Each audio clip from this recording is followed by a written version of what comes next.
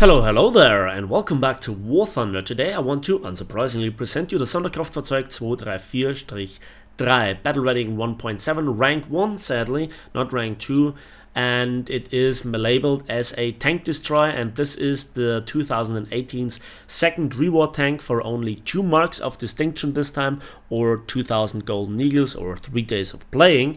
And from a collector standpoint, yes, you have to have it. It's actually the third Sonderkraftfahrzeug after the Kfz.2, the Puma in the tech tree, and also the mighty Packwagen at battle rating 3.0.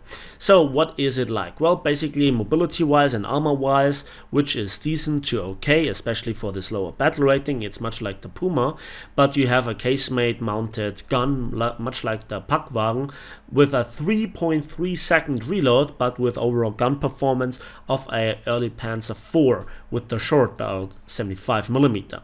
So mobility is approaching 20 horsepower per ton ratio, top speed 90 kilometers an hour, and if we go under controls, tank, movement, there is a driver assistance mode that I highly recommend, and you have to train to get used to it, how it actually works.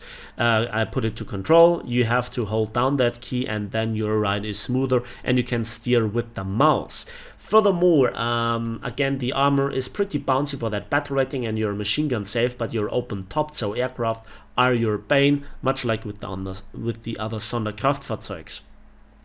X-ray reveals for crew member, lots of ammunition, and the transmission is very well, it's critical. If you are under artillery strike, it can get damaged. So there is that. About the ammunition, yes, we have here just a Hohlladungsgranate 38C, 100mm of penetration, 450 meters per second muzzle velocity. This should be your primary shell because you have no problems penetrating your opposition. Very often it's a one-shot, either to hull break or because they have so little crew or the crew is so tightly packed. And for any other type of enemy vessel that has a bigger room and is not threatened by hull break, you can use here the APCBC round, but it has slower muzzle velocity of only 385 meters per second, but has 80 grams of TNT filling with a 15mm fuse, which is great, but only 56mm of penetration, so it's more like of a finish off shell, or Fangschussgranate as we say in German, or at least I do. And yeah, you cannot scout with it, and you cannot traverse the turret, it doesn't have any, it's open top. You need to use the driver assistance mode. You are compromised in your mobility when it comes to climbing up hills, where you actually think that your horsepower to ton ratio is good enough. Other than this, I really like it, and for this low battle rating it's a lot of fun, but it's not a serious player. You have a lot of problems performing at higher battle ratings compared to the Puma that can scout and still can use APCR for the side shots to go through or at least to disable your opposition, and the Packwagen is, well, really great for side shots. But again, it's a part of the collection of the Sonderkraftfahrzeugs, so I had to have it. Without further ado, let's hop into some gameplay. So the first example is a usual light tank tactic approach to just flank around and just try to go behind enemy lines to break the resistance of the enemy team. And as such, mobility is important, but you can see when you are in the water it's very slow, 9 kilometers per hour, that's not really fast. Dropping artillery strikes into locations where you expect the enemy, and then also hopefully be able to engage the enemy before they get aware of you. So this is why a night battle is always something really nice for light tanks in particular, when you can sneak around and hide in bushes, and it's not that easy for the enemy to spot you. You can really play this hide and seek game, or hide and kill, whatever. I'm not quite sure what kids these days play. Jokes aside, you can see I'm way behind enemy lines and I'm working my way slowly through the water sections here of this middle part of the map. Capture zone is very conveniently on one edge of the map, so you can flank the enemy through the middle, which is something that always sounds hilarious, but it's true. There you can see when we always are in mud or not hard terrain, we slow down so incredibly fast. We also do not accelerate uphill as much as you'd expect it from a tank with tracks with similar horsepower to ton ratio. So we also observe here where the enemies are, and we go in. So far the opposition has secured the middle, and there is some machine gun fire. And as I said in the beginning, it's a bad idea to stand in front of this tank with machine guns, because you cannot really deal that much damage to it, unlike certain other German tanks at this battle rating that have the mobility and the firepower that is more or less equivalent to it, putting Panzer Force obviously aside. It's the hull break mechanic of the heat shell that makes the heat shell at this low battle rating so attractive. And there we can see there are multiple enemy tanks. I tried to get a view on them. Where are they? There it is. And then also the BT-7 got knocked out. Where is the second one? There it is. Yeah, we disabled him, and now we have to finish him off. I could have switched here to the APCBC round, but I think the second heat shell was good enough. There you can see I actually rely mostly on the heat shell. And again, we try to now secure the other flank of the front line. And this is where this is such a nice toy. But this is just such a good tank against low BR enemy vessels. Then we have our first customer. They could see how sluggish the gun handling can be at times, but it shouldn't come as a big surprise. Now I switch to the APCBC round, and now then I receive obviously a shot in the side, drop an RT strike on it, and then I thought for a second, well, that's me being doomed, but then he shots the wrong armor plating, and now, yeah, that's the gun breach. So let's concentrate on finishing off this other guy. Again with a heat shell this time, that's good enough. And then we have now 5 kills, and we brought a lot of, well, distraction to the enemy lines. And just before I could finish off the other one, a BT-5 killed me. So it was pretty difficult for me to think about the actual gameplay at the end that I wanted to show you in good old tradition and my playstyle fashion. We have here the Emperor's Garden map, or the Japan map, and there is again one capture zone at the edge, and that means of course flanking through the middle. And then we can see that actually on hard terrain uphill it's not all that bad, it's actually pretty good.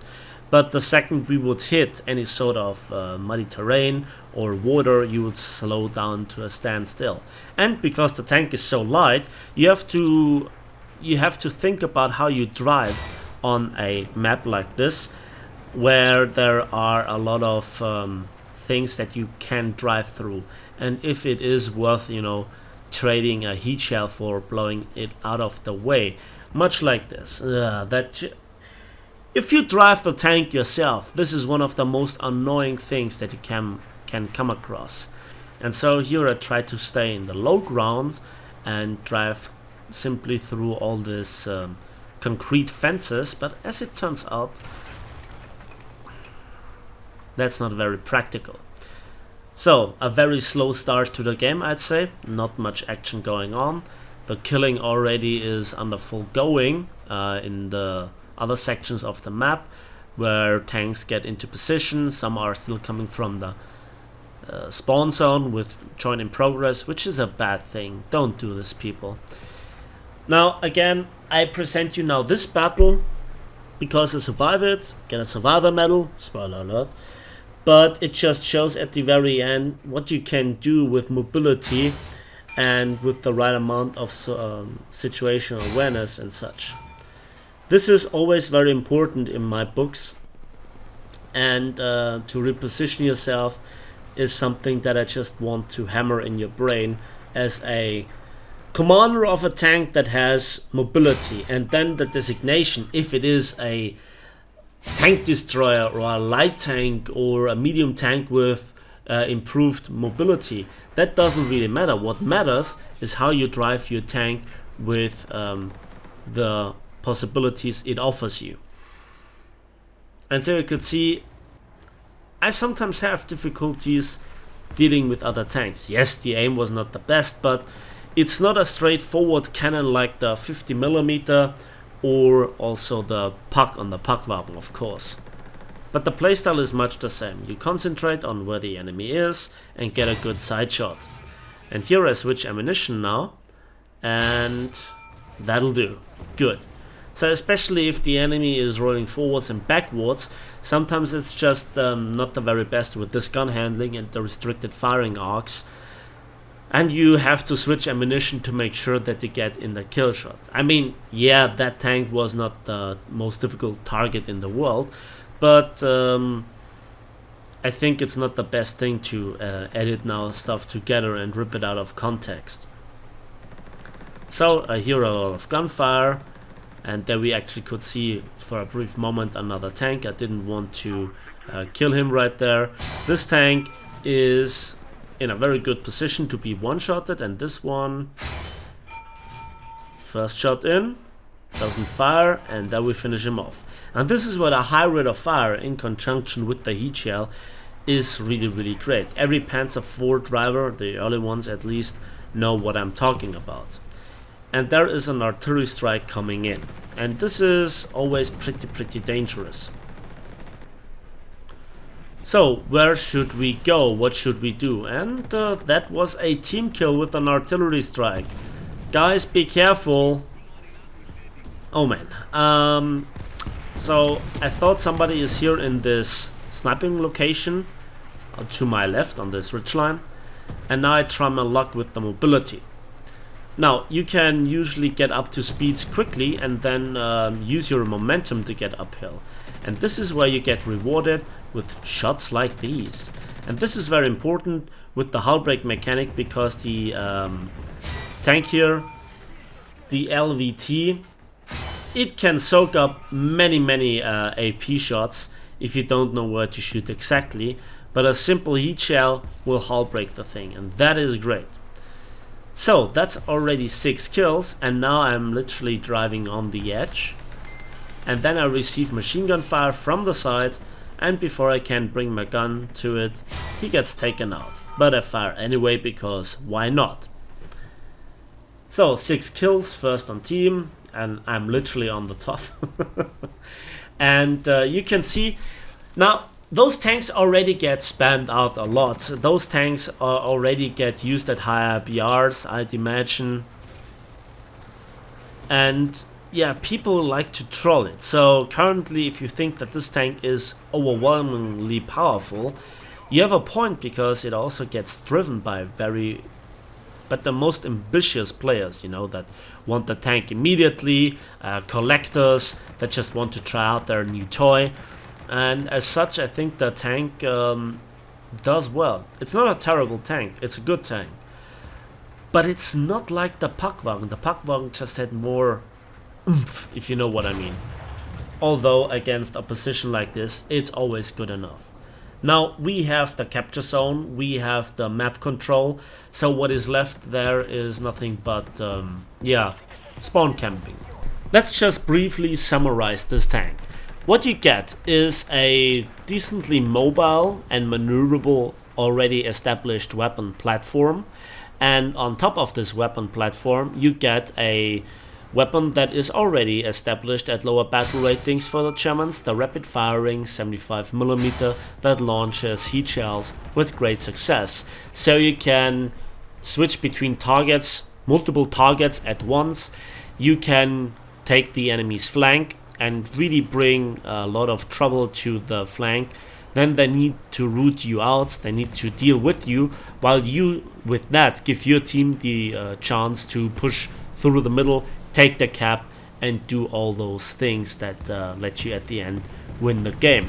It is vulnerable, you can kill it with an aircraft easily with just machine gun fire, and it has some trouble with gun handling, with fine gun handling, but everything is manageable, everything is workable, and overall I think the combination of mobility and gun performance makes it for a decent reward.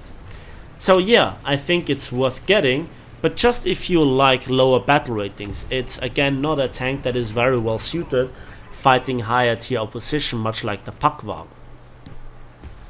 If you are very good with positioning and ambushing enemy tanks, I think it's more like of a gimmick tank, of a fun tank, rather than a serious player.